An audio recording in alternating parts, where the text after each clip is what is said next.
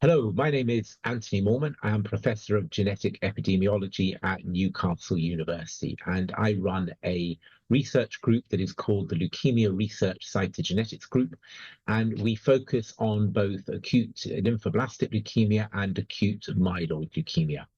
Our work largely surrounds collecting data on patients that have been treated on clinical trials and examining the genetics of the leukemia to see how we can use that information to treat future patients more effectively. So in a sense, we are looking for genetic markers of high-risk disease where patients would need more intensive chemotherapy or indeed maybe a transplant, or looking for genetic markers of good response where we can think about de-escalating therapy for those patients.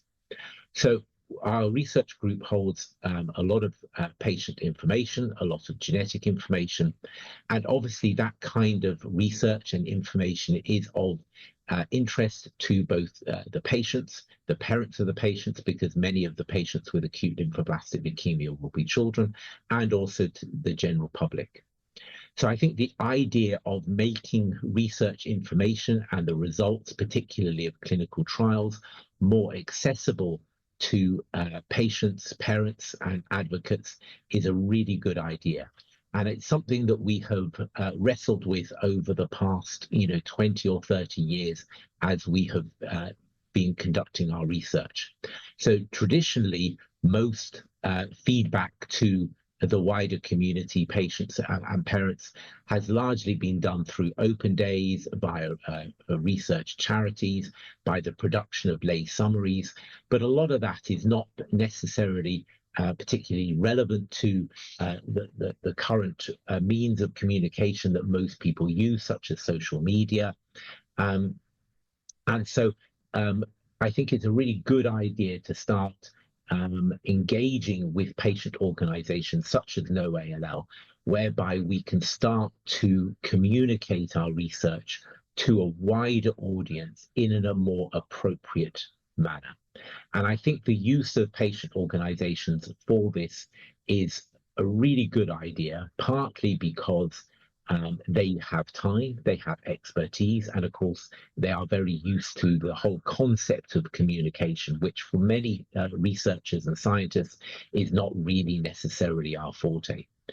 The question that has been kind of posed is, how do we as a research community go about providing information to patient organizations? And that is a real challenge. As scientists, we spend our time conducting studies and producing relatively in-depth articles that are not written to be understood really by a non-expert audience. And therefore, in order to make our research much more accessible to patients and parents, we need an intermediary who will both understand some of the research that we do, but also understand how to communicate that in a variety of different forms, be it via newsletters, be it by kind of, online videos, social media, etc. So I think the way that this needs to be approached is to set up an interface between researchers and patient organizations such as KnowALL, whereby we would share and explain our research to the organization, who can then produce some communication materials that can be shared with a wide audience. I think that's probably the most effective way of doing it. I think it would still be challenging, but it does require both effort from the research community, but also effort from the patients and the parents, because of course we kind of have to start meeting halfway in terms of knowledge transfer. And one thing that we are doing in our group is we're establishing a PPI panel to help us kind of wrestle with some of the more difficult research issues that we face in and around reusing data and the development of kind of risk algorithms using artificial intelligence and machine learning.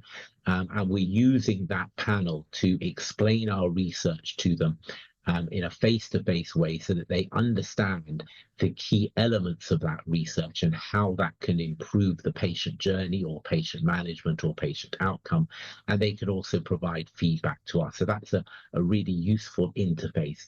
Obviously, that kind of interface is quite ideal in some situations, and it means that a small group of parents and patients will get to know our research very well. But of course, that doesn't help with the wider community. But I think those kind of activities where researchers do get to spend time with the same group of patients and parents can be a very useful way of generating some quite useful material that can be passed on to patient organizations who can then modify that to take it out to a wider audience. So in short, I think that the way that we need to approach this subject, and I do agree that it's something that needs to be addressed, is to set up that interface between researchers and patient organizations, and maybe indeed patients themselves.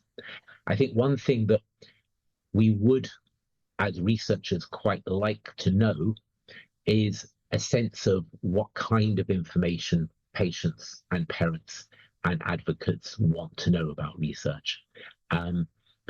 Are they just interested in the end results? Are they interested in the mechanism about how we get to those results? Are they interested in how we're using patient data and patient samples? And also, do they want to learn about this to kind of improve their knowledge of the general subject and of science, or are they just looking for something that is kind of more digestible and can be consumed via online or via video that will give them a general idea about what researchers, scientists and clinicians are doing about researching and treating ALL going forward. So I think there are a number of different challenges that we would have to face, but I do think that as researchers, we do have a responsibility to make sure that we communicate our research to a wider audience. And I think teaming up with some patient organizations to do that would be a very useful way of doing it. Obviously, we would have to engage a number of different researchers and scientists and clinicians in order to get a broad view of the work that's going on across the piece. The other thing to think about is, of course, there's going to be quite a lot of overlap between the type of research that is done, say, for acute lymphoblastic leukemia, but also for other forms of leukemia and indeed other forms of cancer. So some of the communication might be agnostic of the particular disease type. So I think that patient organizations probably need to think about that and decide whether there are some some information videos or pieces of information that are kind of very broad and would cover a number of different cancers and ensure that there is consistency between how those pieces of information are delivered to the patients via the organization. So I think we can not kind of reinvent the wheel every single time we want to explain certain techniques and certain approaches that we are taking in one form of cancer versus another form of cancer. So essentially, they're my thoughts initially on this idea of communicating science to patient and parents. And I look forward to seeing how this venture develops over the next months and years. Thank you very much.